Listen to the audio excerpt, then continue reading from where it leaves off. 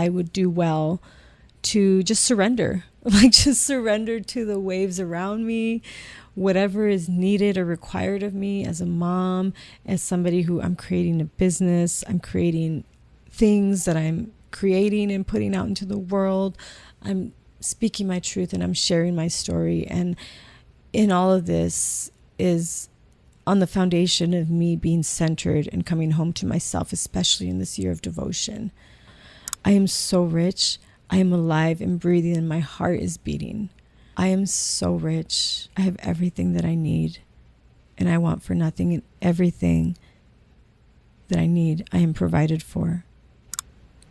It was never your job to keep anybody safe. It was never your job to keep anybody pleased with you. That's not how it works. Most of the things that exist are unseen. Energy is real, and we cannot continue to live our lives as if it's not. First of all, from what I could see, it really felt like Nolan had a pure heart, you know, and you just don't mess with people who have a pure heart. They are divinely protected, and the energy of the karma that you have earned for yourself in harming somebody like that will not rest. People like this may not receive legal retribution for the actions that they chose to take, but that energy is real, and you cannot bribe the energy. You cannot lie to it. You cannot coerce it or manipulate it. People like this who get away with things like this is that they lose capacity for, first of all, peace. They lose capacity for peace in any moment of their life. And they also lose capacity for joy. They will be haunted first by their own conscience, and also, I believe, by Nolan's ancestors. I think that's very real energy, and I would not want to be somebody on the other side of that type of rage. I love my life. I love my life. Hi. I didn't know I was going to talk about this. I didn't know I was going to talk about this today. Oh my God. Okay. The energy right now is, I can do this. I'm a big girl. I can do this. Maybe this would do better with like a co-host or conversation with. My whole life is a prayer. You know when something is just like so fucking wild that like, what's the best case scenario? Best case scenario, I want to work with Kendrick Lamar one day. Listen, it's just you and me here. Ooh. You ready? I'm just gonna be honest, like that feels like bullshit. That's why I'm able to be so present. We all get to be playful and childlike and dream as big as we can dream. My kids are so cool.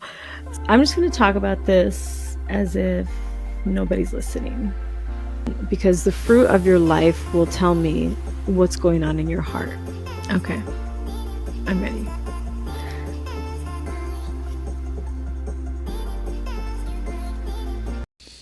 Hi, my name is Vanessa B, and this is the Let's Get Woo Woo podcast.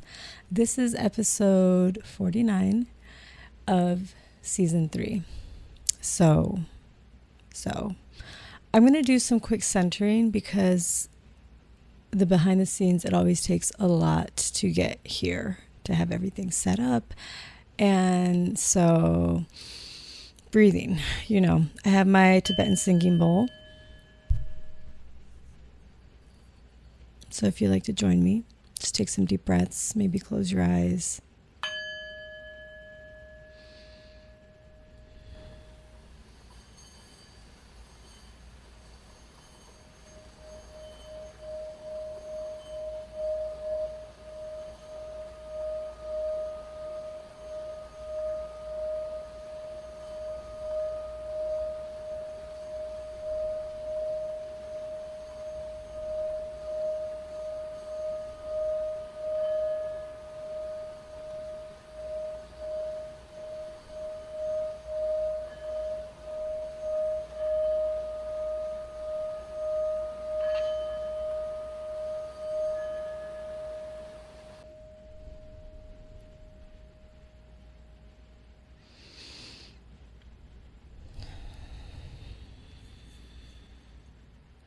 You know, sound is an invisible force and energy.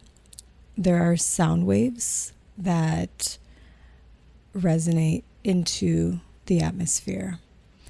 And if you have, for example, like a bowl of water, you can see the ripples of the sound waves in there, right? And our bodies are made up of about 70% water, similar to the earth, you know? And when you do sound healing, you could do it with your voice, with humming, with chanting, with sound bowls, all kinds of things. The resonance from the sound wave works as like a stimulation on the water in our bodies, and it can be very healing, especially if there is an intention set both by the person facilitating the sound and or if it's the same person facilitating the receiving of the sound. So it can be really beautiful. And I actually just like 20 minutes ago got done uploading my first video to my Levitate Frequency YouTube channel, which it has taken months for some reason. But we're here now, you know. I was able to figure out my Pro Tools to be able to record it on there, and I haven't yet figured out my mixer, my control thing with the plugins and to create the music for it. So instead of putting it over like frequency type instrumental music, I put it over a video that I shot while I was at the ocean, which is part of the reason why I went. So that I'm really excited to offer those into the world for whoever wants to take the invitation. And I just got done writing like my little bio blurb for that YouTube channel. And I was like, hey, my name's Vanessa, and I was certified as a yoga teacher, whatever, in 2022. And I am just here to offer an invitation for you to center back into your body and into your whole self, to come home to yourself. And that's really what it is. Like, I don't offer any techniques or like strategies or whatever.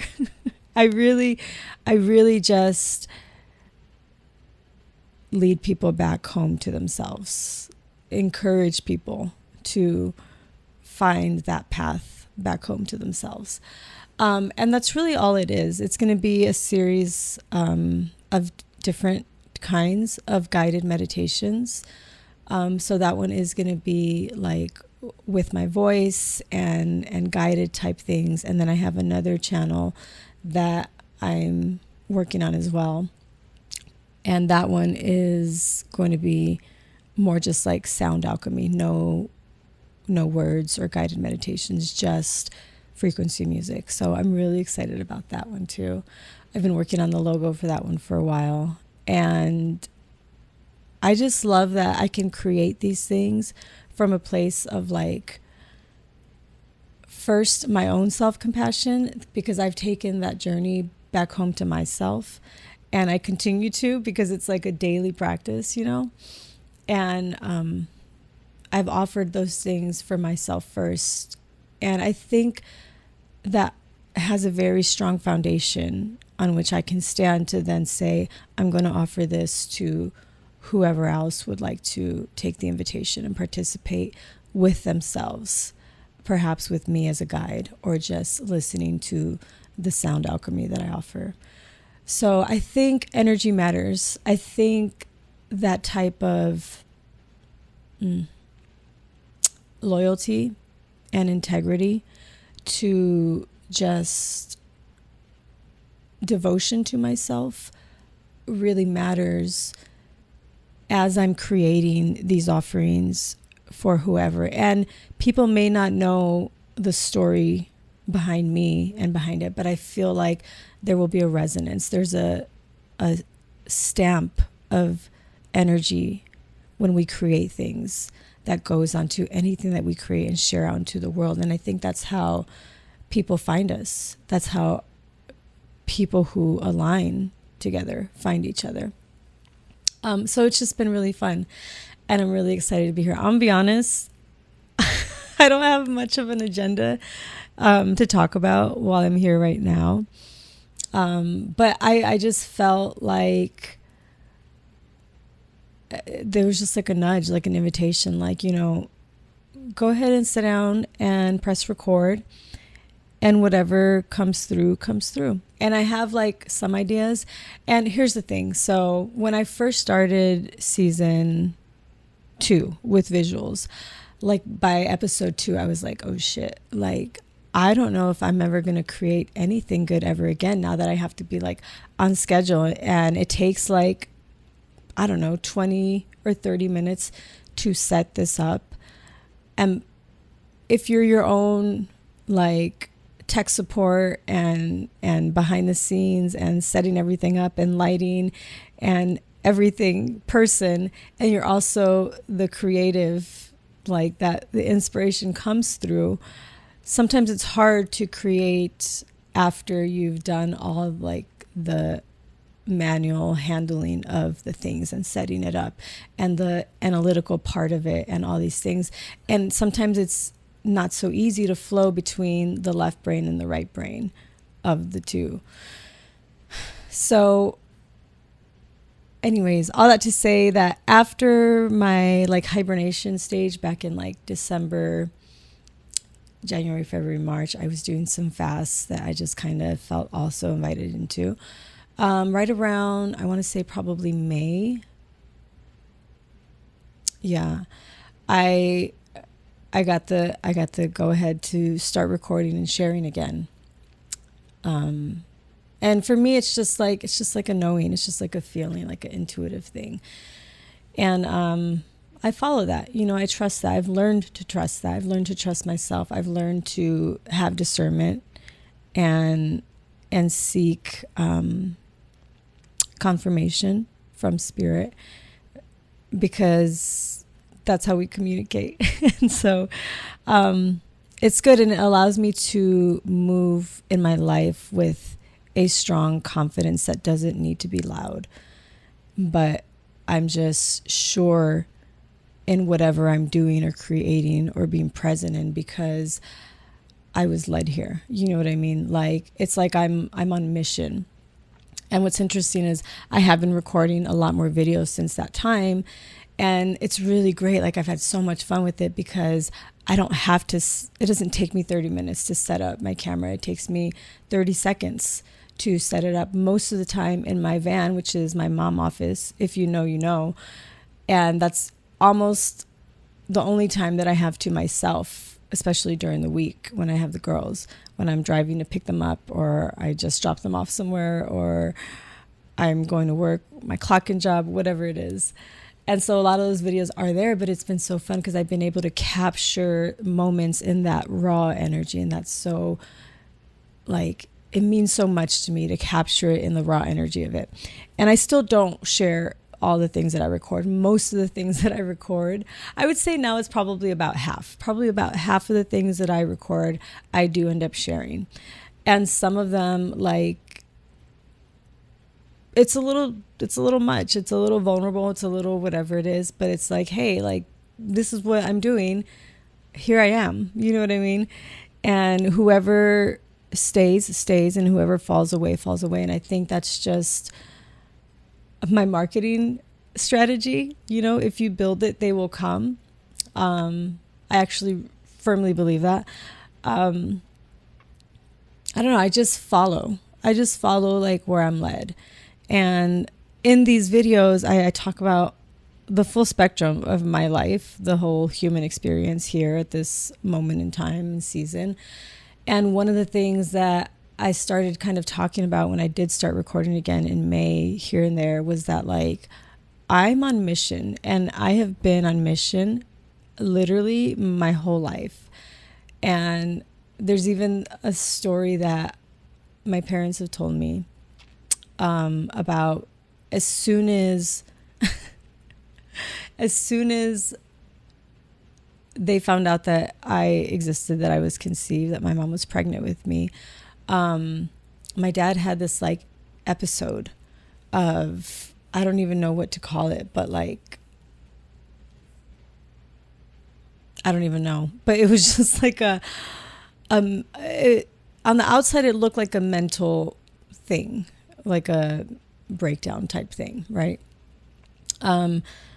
But I feel like the way that he talked about it, it sounded more like an energetic type awakening, almost like a kundalini, a rush of kundalini energy somehow. And he said that he was just so, this is what he told me once, he was just so overjoyed that I was being born. And I don't think about that a lot, but it is like true. And I think that has something to do with my calling in this life, my calling in my lineage. Like I've talked about this before, where I can feel my ancestors, especially the women, the matriarchs of my family, of my lineage, who came before me, who were incredible, strong, beautiful, like divine women. And I can feel them supporting me inside of my life as a mother, as a woman who stood up in her life and said, I'm not going to stand for this. Even if I don't know what I'm going to do as a single mom of 3 daughters, but I know I don't have to take this, you know. And so many other things. And now being in a season where I get to have this like blank canvas of a space and dream up my life in any which way that I desire to create it, and cast anybody in my life that I want to cast. And so many things there. One of the things about casting people in your life that I've realized also in this journey that I've gone through a lot, about like detachment from the last connection that I was in, and dating, and coming to a place where I realized that like, oh shit, it's a self-respect issue. Shout out to Taj. It's a self-respect issue. It's not a relationship issue. It's not, oh, why do these type of men always find me? Why do I always find myself in these types of relationships? Why is it so familiar to be with like minimal effort and like people who don't care, or just straight up abusive, or whatever it is? And it's like, okay, let's take a step back and just look at it objectively, Vanessa, and see that what is the common denominator in all of these relationships, right? And this isn't victim shaming, but it is radical accountability, because unless you face yourself and you say, how did I contribute to this? How did I allow this to happen? How did I invite this into my life? Then nothing will ever change, because we actually do create our lives, and we actually do cast the people in our lives. And so it was a moment to say, okay, I just didn't have self-respect. I didn't value myself. I didn't know my value. I didn't know myself in these relationships, especially like when I was younger in my marriages and things like that. And I allowed people to treat me any which way that they wanted. And I didn't speak up for myself for fear of displeasing somebody, for fear of somebody's confrontation of anger or rage or just disapproval, whatever it was. And I had to learn to sit inside of the discomfort, which was the opposite of how my upbringing was, where I learned to, in order to be valued and what felt like in order to be loved, I had to be pleasing. I had to show up. I had to, get good grades, and I had to be this way and show up in this way and be this person in the dynamic of our family, like culture and home. and be hyper vigilant to see when other people were a little bit off center, so that I can kind of balance the energy and bring it back with like something funny, or soften the energy, or like disrupt it or distract it or something, because that's how we did. And we shoved things under the rug and we just kind of let time seal it over. Only it wasn't time that sealed it over. It was our bodies that held on to it, and we paid the cost for that. We always pay the cost for that. And so I had to go back and sit with those versions of myself and say, you know what? It was never your job to hold this. It was never your job to manage anyone's emotions, much less adults' emotions when you were the child. It was never your job to keep anybody safe. It was never your job to keep anybody safe. It was never your job to keep anybody pleased with you.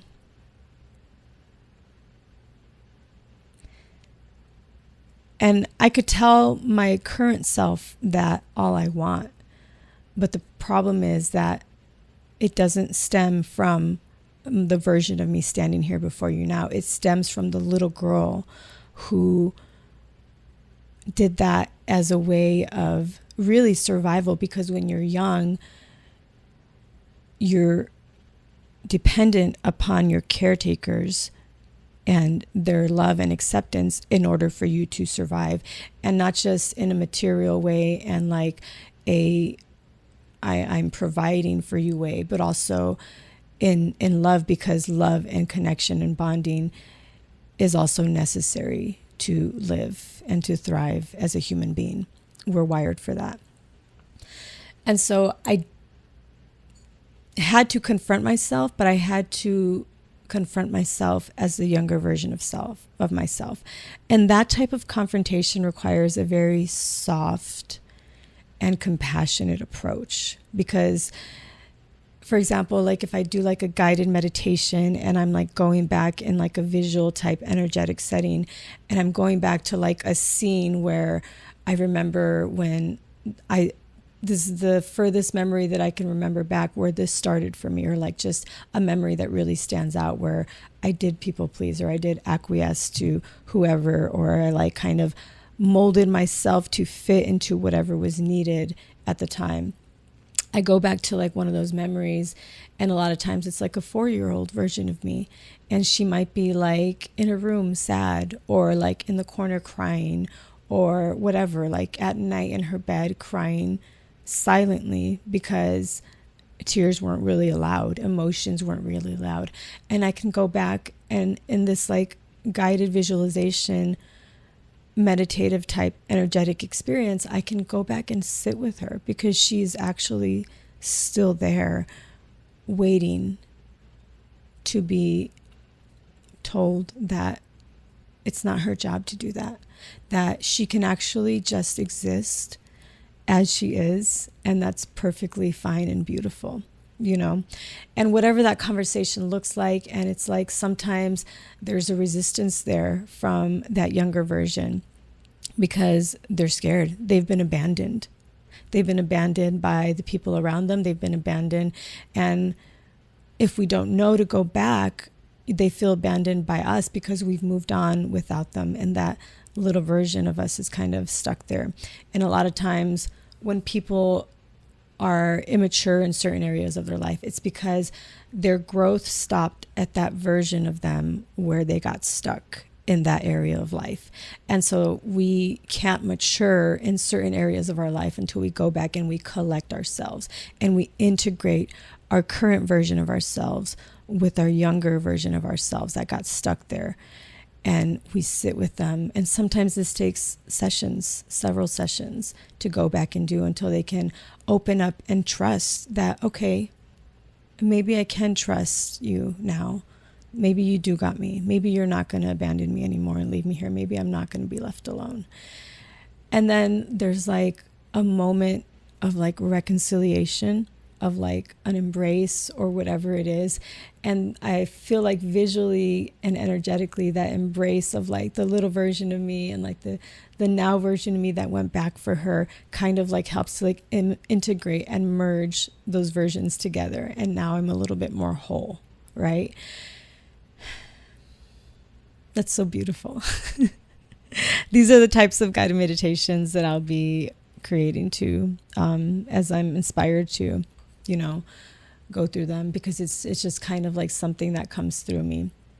But that's like one example of what it takes to confront yourself. It's not just always like looking in the mirror right now, because unfortunately it's not as easy as that. That's not where the problem stems from.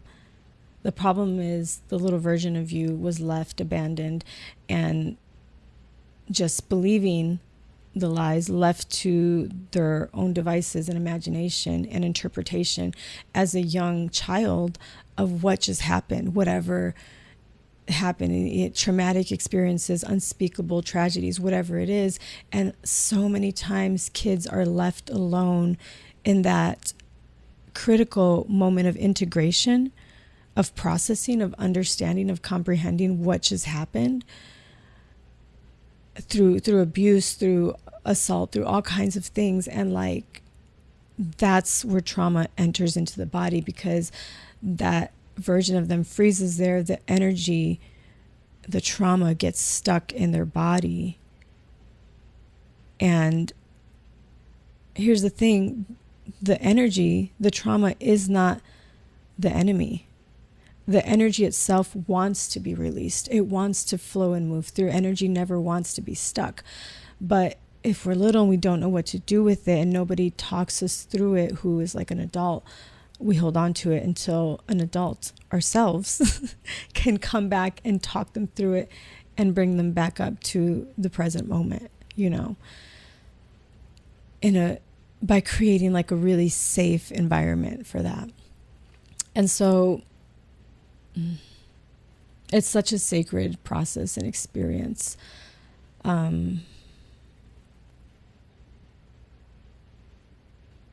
me think. Hold on.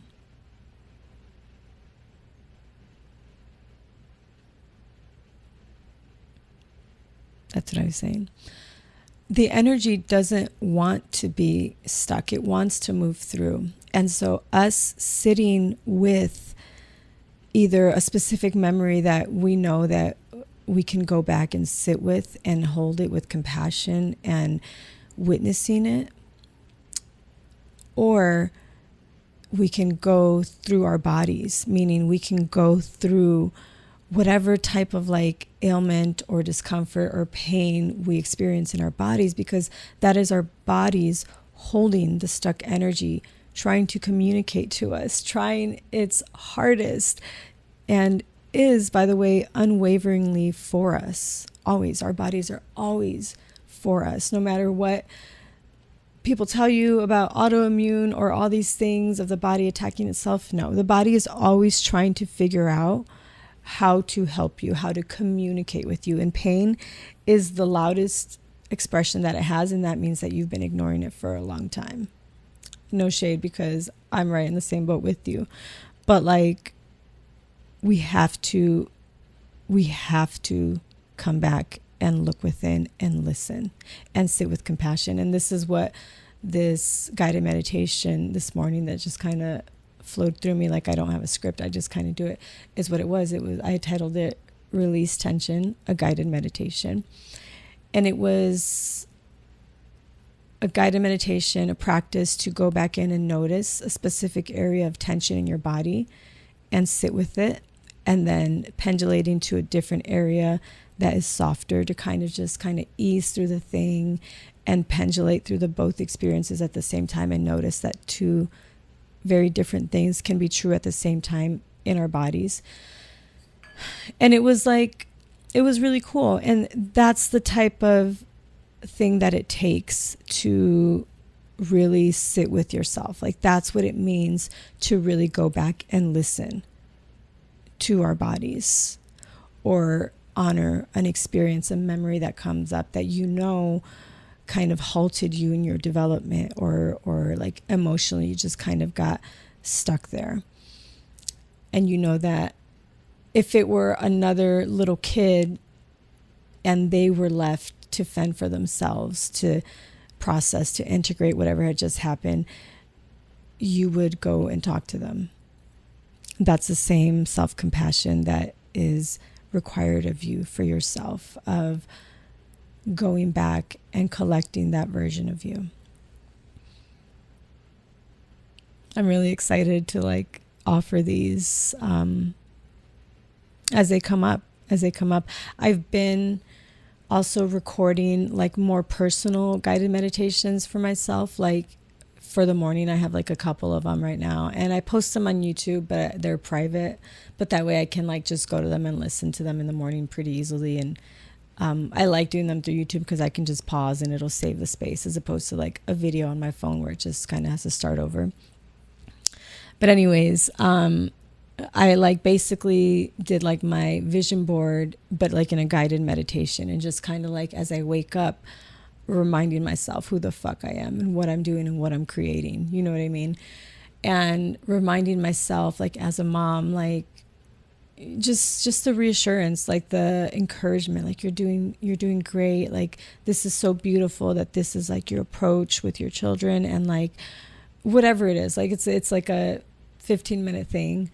And I really love it. Like I listen to it most mornings as I wake up before I can barely open my eyes, and like put it on. And it's really cool.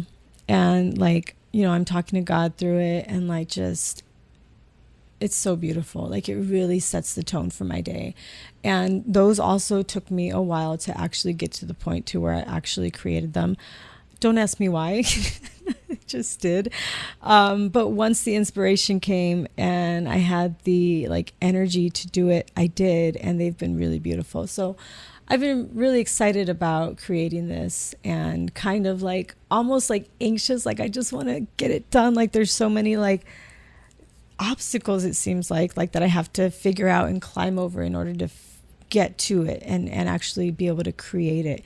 And they're like energetic, but also like material, like having to figure out how to hook up like the MIDI controller to the Pro Tools and the plugins and all these things. And I'm just like, okay, it's okay, Vanessa. Like this isn't a race, you know, it's not a rush. Like, yes, you know what the vision is, you have more clarity, and that makes me want to like hit the ground running. But the invitation is to settle in and know and trust and surrender, and to create from a place and a space of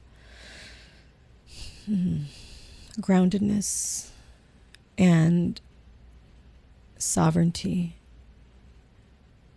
and just slowness,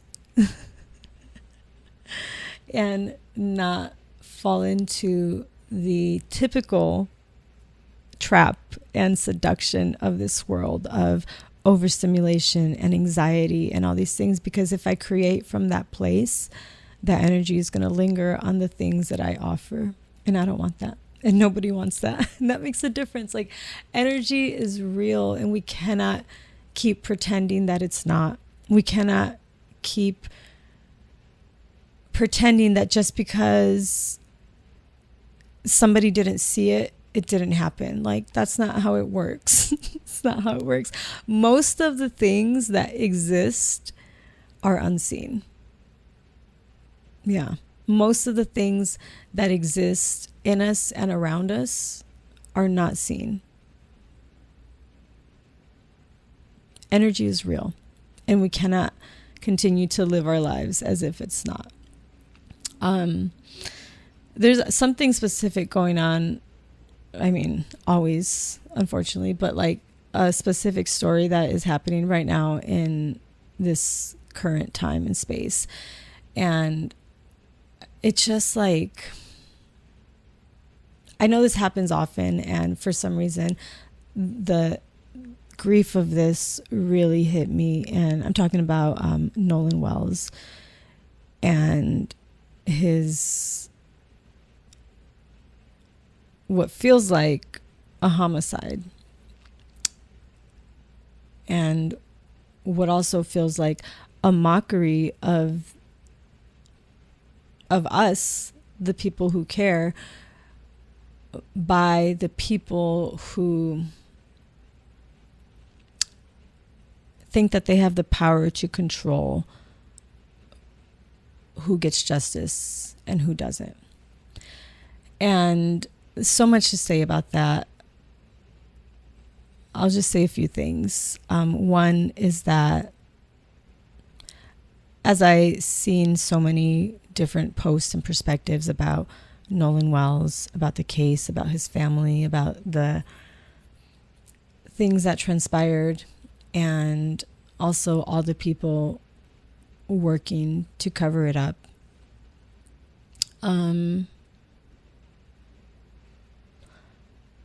I think first I just want to say that I really appreciate the posts that show like his humanity, of like just him being an 18-year-old young man and having his whole life ahead of him. I believe he played football and was getting ready to start college and was dearly loved by his mom and his dad. And even I saw some of his friends post and just like short little videos. And it's like, I know this happens all the time, but I think it's so important to honor the person and understand the life that they were robbed of. Like, it's not just he was killed, or even if it was whatever happened, it's like there was an entire life that was supposed to be his, and now he doesn't get to experience that. And that's the tragedy.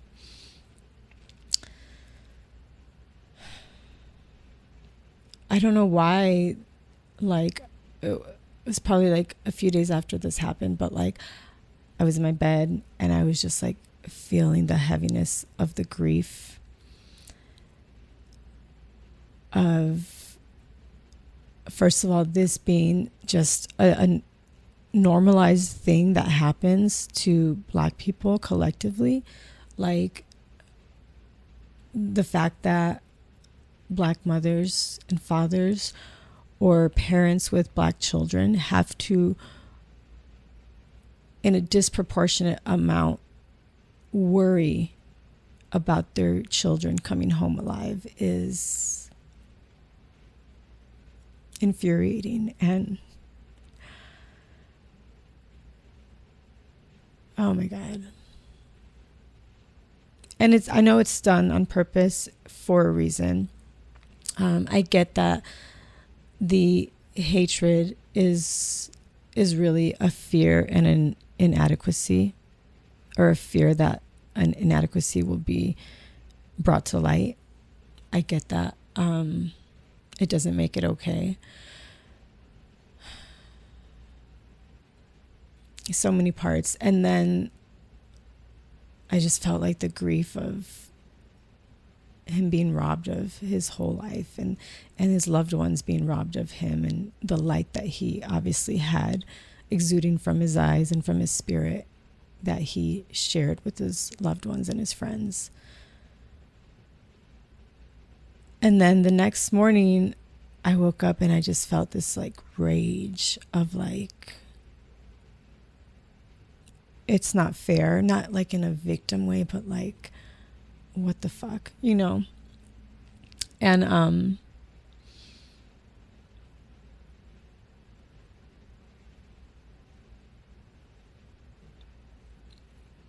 I think that continues, and that is perpetuated by the way that they allow different things to rise up as what feels like very obvious evidence to everybody else, and yet they're mocking justice. They're mocking not just the people, and the people who don't stand for that, African Americans, people of color, other minorities, even white allies who just see the heinousness is that a word, of what is going on and what continually happens all the time. And what I want to say about the fact that energy is real. as it applies to this, is that the people who are responsible for his death, or any death like this, any incident like this, any incident where it seems like justice was not served in this physical reality 3D realm, it seems likely that they will just continue to mock us and that nobody will serve physical legal justice in this case, just like so many others. And what I want to say about the parties responsible and also all the parties involved to cover it up is that I really feel like the best thing that they can do for themselves, honestly, the best thing that they can do for themselves is to turn themselves in. But the next best thing that could happen is that they would be prosecuted, even if not by their own confession. Because first of all, from what I could see, it really felt like Nolan had a pure heart, you know. And you just don't mess with people who have a pure heart. They are divinely protected. And the energy of the karma that you have earned for yourself in harming somebody like that will not rest on you. It will not forget about you. And people like this may not receive legal retribution for the actions that they chose to take, and then their lack of accountability and remorse for the effects that their actions had. But that energy is real, and you cannot bribe the energy. You cannot lie to it. You cannot coerce it or manipulate it. And what I feel like happens to people like this who get away with things like this is that they lose capacity for, first of all, peace. They lose capacity for peace in any moment of their life. And they also lose capacity for joy. And no matter what they do with their lives that they get to continue to live, they will be haunted first by their own conscience, the energy of it, I believe, probably by some way, somehow by Nolan's spirit that is obviously not resting easy, knowing that he was robbed of all these things and justice is being covered up. And also, I believe by Nolan's ancestors. I think that's very real energy, and I would not want to be somebody on the other side of that type of rage for this, like, just heinous act that was committed against him.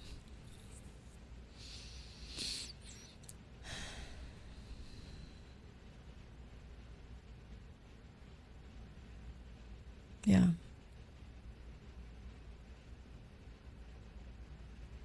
You can't fake energy. And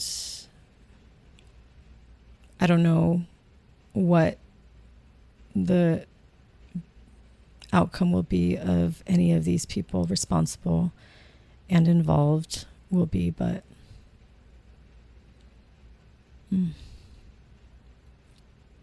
people don't get away with shit. That's not how it works. You can't manipulate karma like that. Energy is never lost nor destroyed.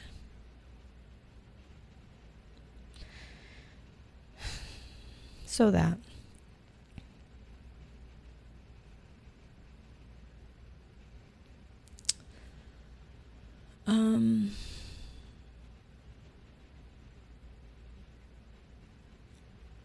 I went hiking the other day actually, and so many different things came up. This was one of the things that came up, and I've been hiking Camelback, which is a really, it's labeled as extremely difficult, the hike when you get there. And it's July. It was July, now it's August. It's July when I went on Friday in Arizona. So it was like hot, you know. So I got there at 5:20 in the morning, and I was done by 9. And I go because I went in December of 2025, and I was like, I went there in December because I just wanted to move energy. Like I just was craving my body really like exerting itself in a really big way in order to move energy. Like I was just like, I have to move energy. I just knew that like I had to move energy. And as I'm like climbing up in December, I went on Christmas Day. I was like, you know what? I want to do this once a month, every month for the year of 2026, which I had already decided that was going to be a year of devotion to myself, of like celibacy and solitude and all of these beautiful things, and lots of heart space, and just like locking in with myself and that, all of that, right? And so when I go and I hike, I know that I'm going to move energy. Like this is the purpose. It's not a workout for me. It's not a race to the top. I'm typically the last one compared to like the people that I start with. Like they'll come back down by the time I'm like still 3/4 of the way up, and I'll be like, hey. And but a lot of energy moves, which means that a lot of things come up. This was one of the things that came up because, like I said, it's been with me. For whatever reason, this specific story has really like stuck with me and just hit me. And I feel like every story like this deserves to be like honored for sure. You know, it's just crazy how many there are, how often it happens. But this came up, and that's when like the rage was coming up, and I was like, they're not going to get away with this, you know, that. And I was like, energy is real. You cannot fake energy. And so I'm climbing through the mountains, and all these different things are coming up. And one of the things that was like, you cannot fake energy was also like to shift here. As I'm creating my life, and I'm like wanting to kind of draw in all these things and experiences and community and types of people who I'm like more in alignment with, you know what I mean? It can't come from an anxious place, and you can't fake wholeness. You can't fake contentment. You can't fake like just peace, that you're okay, that you're actually really good here. And like I still don't know what I want by way of like partnership, like when I get there, you know, when I get to the bridge, I'll cross it type thing. But I still like think about how this would be nice, or actually not partnering with anyone and just kind of being with myself would be really nice. Like, you know, there's like an ambivalence there of like both. I could see both having pros, you know, if they were both in their ideal, not perfect, but like aligned type situations. But it was like, I know that a lot of times people will, when they're trying to like attract a partner, right? Which I'm not trying to do, to be clear. But like, for example, because this is a really common thing, they'll be like, you know, make a list of what you want in a partner, of every detail of everything that you want in a partner, and then of like the characteristics, like the inner characteristics, and then you become that thing. You become that ideal version of a person, and then that person will show up in your life, you know.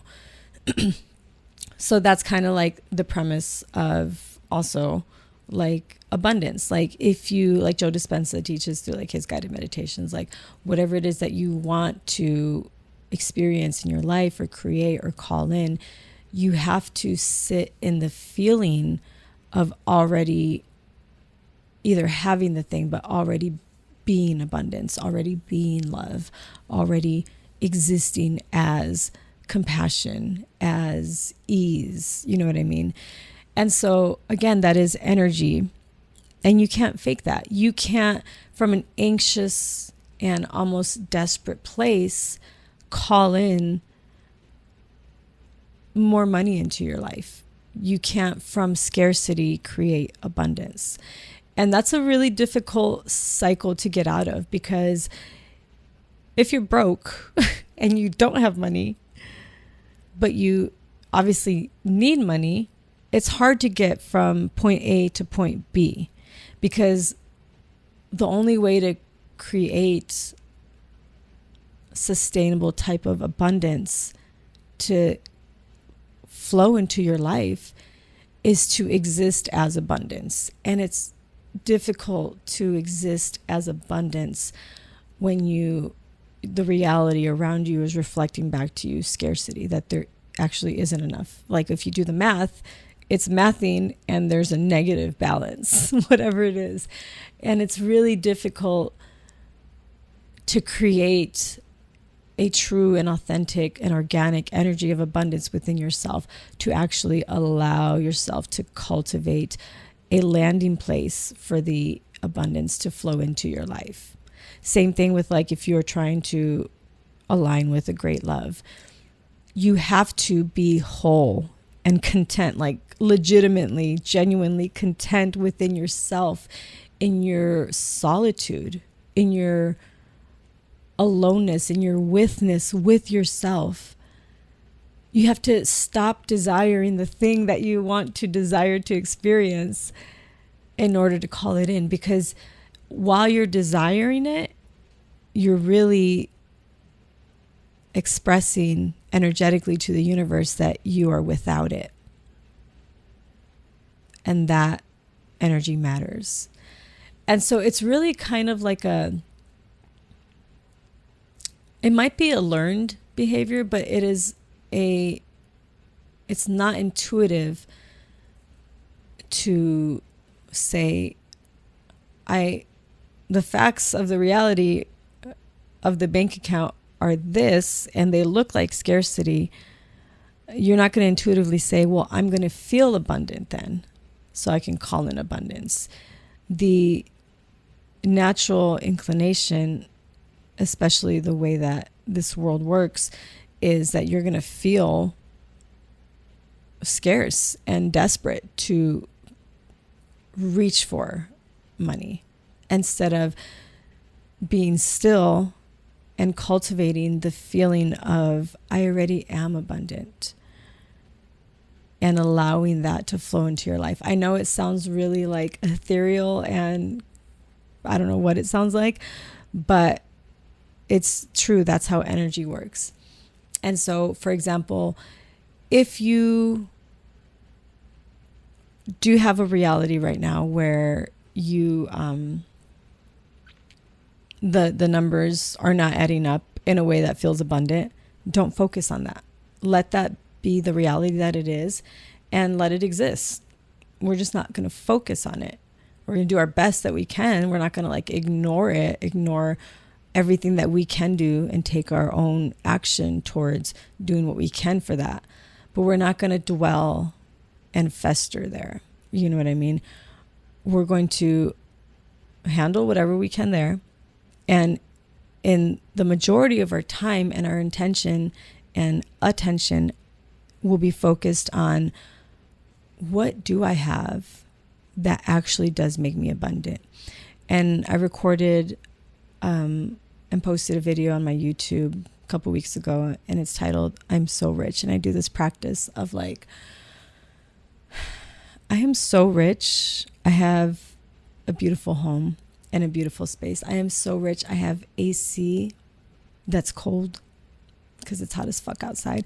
I am so rich. I have all of these tools and equipment that I get to use to create all of the creative ideas and juices flowing within me. I'm so rich. I have 3 daughters who I love and are amazing. I am so rich. We got to take our summer family staycation and it was so much fun. I am so rich. I know who I am. I am so rich. I call God's heart my home. I am so rich.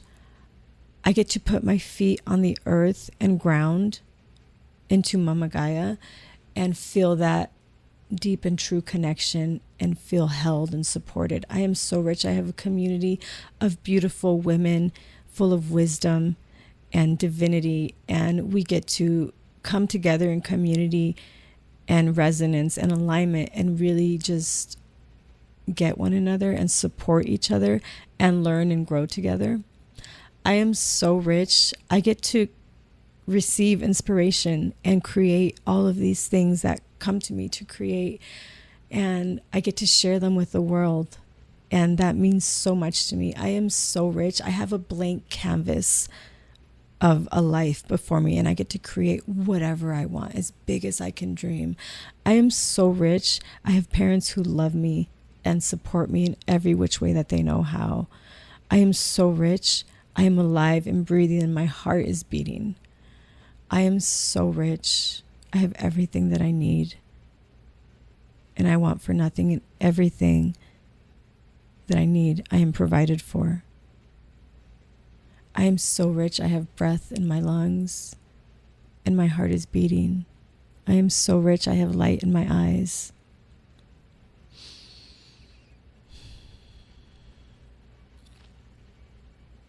You cannot fake energy. And so you cannot create something from elements of something else, meaning you cannot create abundance from elements of scarcity.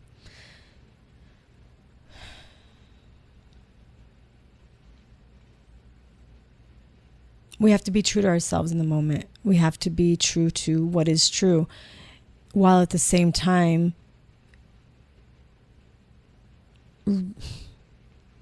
going towards the vision of the life that we want to experience and create. And sitting with spirit and getting more clarity. Like, I've gotten more clarity on what I'm creating. I think that's part of the reason why there felt like there was an obstacle for me to actually get the guided meditations done and do what it had to be done to do it. It's like I move a lot based on inspiration and green lights and, all right, it's time to do this, it's time to do this. And I just trust that. I trust it. And I realized that, like, I would do well to just surrender, like just surrender to the waves around me, whatever is needed or required of me as a mom, as somebody who I'm creating a business, I'm creating things that I'm creating and putting out into the world. I'm speaking my truth and I'm sharing my story. And in all of this is on the foundation of me being centered and coming home to myself, especially in this year of devotion. And it's so critical. One of the things that I was experiencing as I was going up the mountain. So I got there, right? And I was like, all right, it's July. It's hot. And I'm going to be honest with you, every single time that I've gone hiking, I get there and I'm like, all right, as soon as you step foot on the mountain, you've accomplished what you came to accomplish. You came, you conquered, because this is the goal, to get to the mountain, right? Every single time I have made it to the top. But like every single time, especially like this last time, I was like, I'm going to just listen to my body and honor it. And like, if it's too much, I'm going to just stop and honor it and go back down. And I was going up this because there's like these really like sections of like basically like boulders, and like you're not like steep, but like you're kind of rock climbing the boulders, right? Like to where you need to use your hands and your feet. And it's hot. It's not super hot because it was early that day, but like, it's not easy, right? And I usually go like section at a time, and I like look up and I'm like, all right, Vanessa, we got this. Let's do this section. And I'm like, I'm looking at the end goal. And this time I didn't put pressure on myself to finish. I was like, I'm just going to like go here-ish and then see how I feel. And I like was going up and I was like, what if we don't look at the top of this section as the end goal? What if I look at my body right now and I'm here in this step? And then I check in and I witness my body and I'm like, hey, how are you? How do you feel? Do we have enough to take another step? My knee was hurting. I was like, how are you doing, knee? Like, are we good? Are we good to take another step here? And then I would take another step and I would just kind of like, was really present and grounded in my body. Plus it was like the mountain, the earth, you know, it was really cool. And I was like, oh, I was like, because, you know, everything's flowing, energy's moving, thoughts are coming in, downloads, all these things.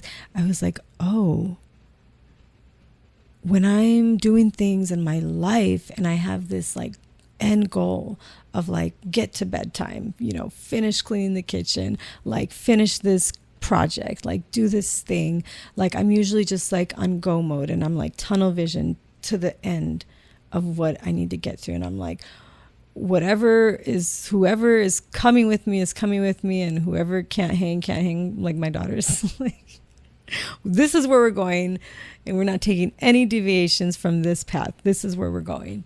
And it was like, oh, actually, the invitation here is to be present, not just in the moment, but to be present inside of my body, to check in and listen for the cues and ask, how are you doing?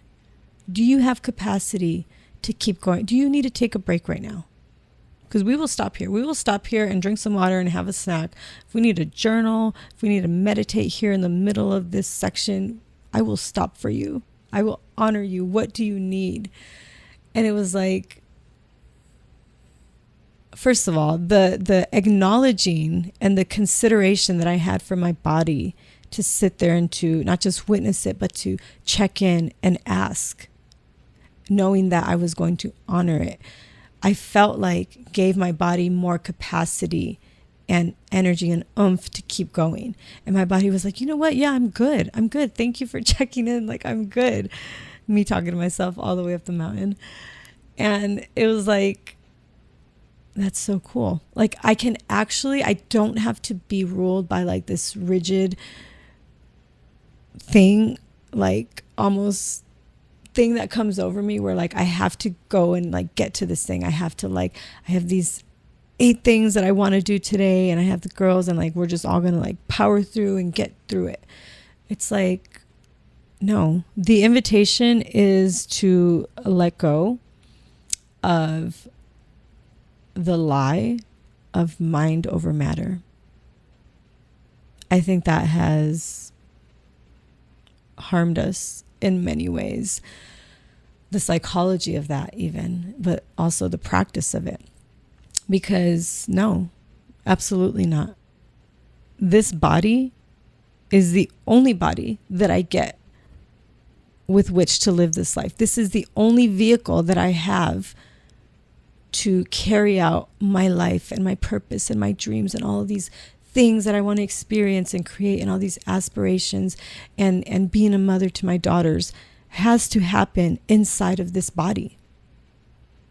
Which means that I need to not just honor it, listen and honor, but be intentional and just relentless in taking care of this body, of my body. And that doesn't just include nourishing and hydration and stillness and meditation and rest. There's a whole other thing about caffeine. But like checking in moment to moment. How are you doing right now? Sometimes we don't have the option and we do have to push through. I get that. I'm a single mom. sometimes I don't have the choice. I got to go to work, or I got to get this done. We have to get groceries. we have to clean. We have to, whatever it is. Sometimes that is the case.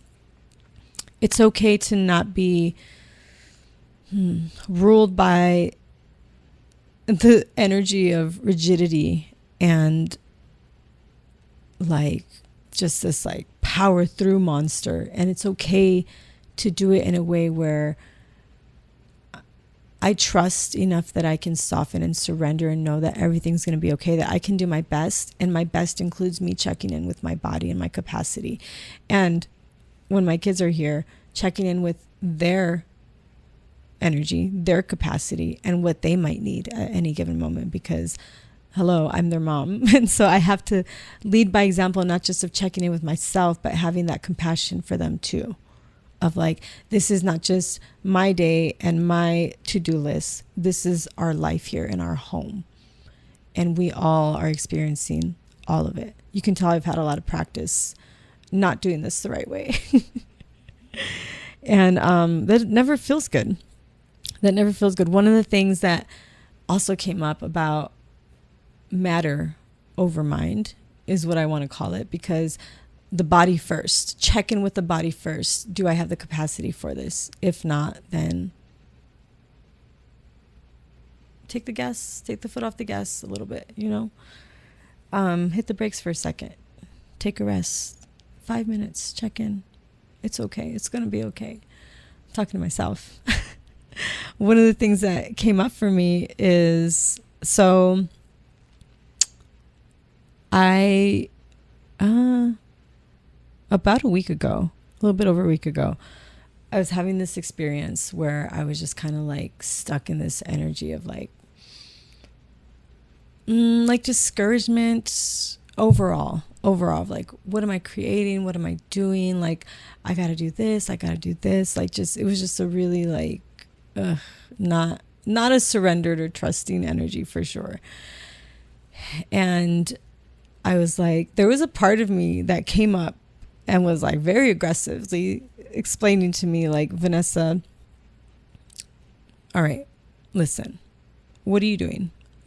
Because this is a year of devotion to yourself. And yes, you have raised the standards of how anybody who gets to be in your life and in your presence needs to show up in order for you to allow that. Like, granted, you're not connecting with anybody in any way right now, but when you do, you know what your standards are of how people need to show up if they want to have the privilege of being in your presence and in your life, right? Excuse me. You've said this before, and you know this, that you actually have to be the first one to set the standards of how you're treated by how you treat yourself.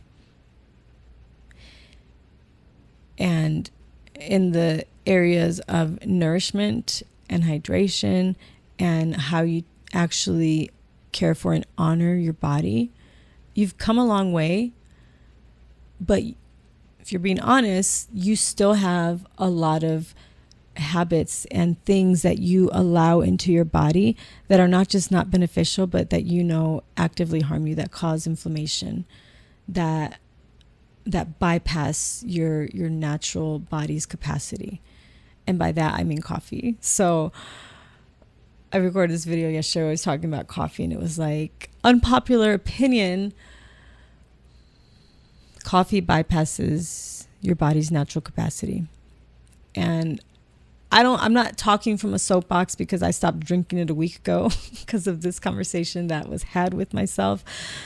But I stopped because I knew better, and I was ignoring what I knew better for a while. But the fact is that when you take in caffeine into your body, it's because you want to give it an energy that isn't there. You want to create and give it an energy that it doesn't have naturally. And when your body's tired, it doesn't need more caffeine. It needs rest, right? And if I'm going to be honest and I'm going to be true about honoring my body, I cannot keep giving it caffeine when it's tired, when what it's really asking for and needs is rest. I have to honor my capacity. And yes, I know I'm a single mom. I get up way earlier than I want to, and I go to sleep way later than I should. And somehow I still know that I need 8 hours of sleep to thrive in my body and in my capacity in my life. And I don't honor that. And I'm not saying it as from a place of judgment. I'm saying it from a place of that's what has been happening. And when I had this conversation with myself last week and this like aggressive energy came through, it was like, what the fuck are you doing? Like, you know what to do. You're wanting to create this big, grand, beautiful life and all these dreams. And like, you know that raising the vibration of the food that you allow into your body will change the cellular structure of your body and will raise, by definition, the energy of your body and your life. And you choosing to devote to yourself this act of kindness and discipline to this will heal so many like things that happen, like the inflammation, like the lupus, things like that, but also will act as a catalyst to catapult your life to the next level that you're trying to raise it to.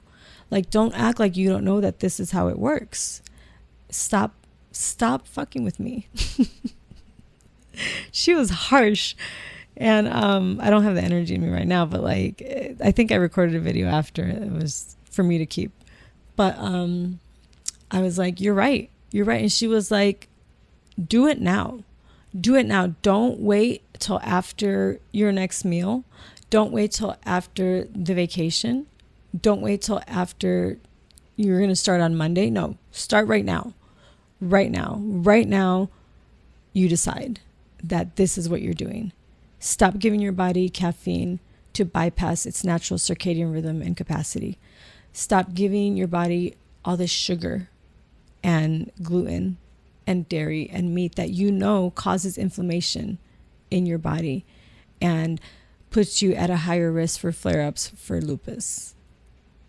Like, don't act like you don't know these things. You know these things. Stop allowing and feeding your body literally things that are harming it actively, that you know are harming it actively. And I was like, you're right. And I decided right then and there that I couldn't keep going with those habits. And it was really like hypocritical, to be honest with you.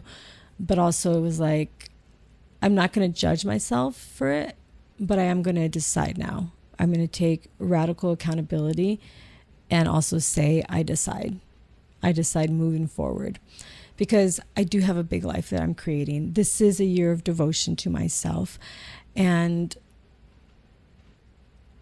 I must do everything that I know to do, that I can do, to help move things along in the direction that I want them to go in.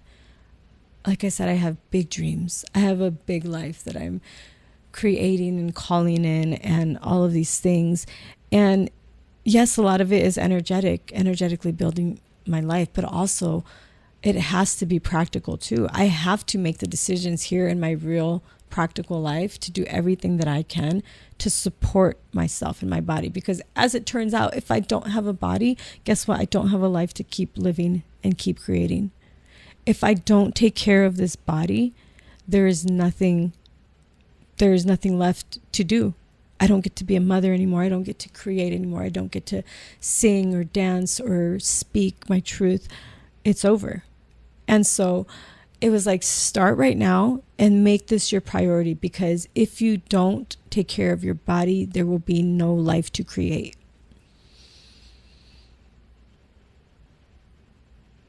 I was like, okay, I hear you. You're right. And so I did. And it's been a week. And I went a little bit through withdrawals for the coffee and all this stuff. and just doing plant-based, no processed foods, lots of water. And it's been good. It hasn't been, there's nothing wrong with it. It hasn't been bad. But I think what I really love about it the most is the fact that my integrity to my devotion to myself has kicked in on all cylinders. You know, that feels really good. That is the energy that I'm in. That is the clarity that I've gotten going forward. The fact that I am recording so many videos in the raw, real-time energy in my van mostly, sometimes here at home, whatever it is, I think does mean that I will be on here less on these solo episodes. And I am so okay with that. I have so much to edit as it is. I was like, let me hop on and do another episode so I have more to edit. But I do have some guests lined up for the next coming months. So I think it'll be good to just kind of alternate them. And I'll probably do like an episode or two a month. I'm not going to like commit to a schedule, but that's probably what you'll see. But if you are following me on YouTube or TikTok or Instagram, the handle is Let's Get Woo Woo. You'll see a lot of other content there. You can also follow on YouTube Levitate Frequency, and that's where you will see my guided meditations. And I'll let you know when I launch my Sound Alchemy channel, Wave. I'm really excited about all of that. Thank you so much for being here. Thank you if you're here through the YouTube channel and like all those other videos and social media and whatever it is. I'm so excited. Lots of really exciting things coming up in the future. Jessie Reyes dropped an album in June, and she's going on a little tour of I think like 10 places. And I'm like, fingers crossed that she comes to Arizona. I got to check her website. I think she's supposed to announce it soon. That J. Cole concert is in September. My sister wanted to go to a concert in October. I'll probably go with her for that. You know, I love music. It's my love language. Yeah, I'm just really, I love my life so much. It's so wonderful here. I might do this year of devotion for another year. I don't know. It's so cool. Anyways, thank you for being here. Have a good day. You've been given a vision of something to create. Nobody sees this vision. Nobody's gonna see this vision. Nobody's supposed to see this vision. The vision is for you. If you wanted to be portrayed in a better light, you should have chosen different behaviors. It's like there's nothing to stop me. It's fun. I feel free. Like that's just the most delicious way to live my life. Like that communion with God, that presence with God is the gift. It is the thing that you're actually longing for. This is exactly where I want to be in this moment with nobody else but you right now, doing exactly what we're doing. And so I already feel like I'm living my dream life, like I am. Do you trust me? Do you trust me that I got you? And I'm like, yeah, I do. I do trust you. I trust that I see things that God has for me to see and that I can understand those things. It's been so liberating because it's allowed me to really trust myself. And like, I'm not trying to tell you what to do. I'm describing what it was like for me to be able to create something out of nothing. It'll be great. It's going to be wonderful.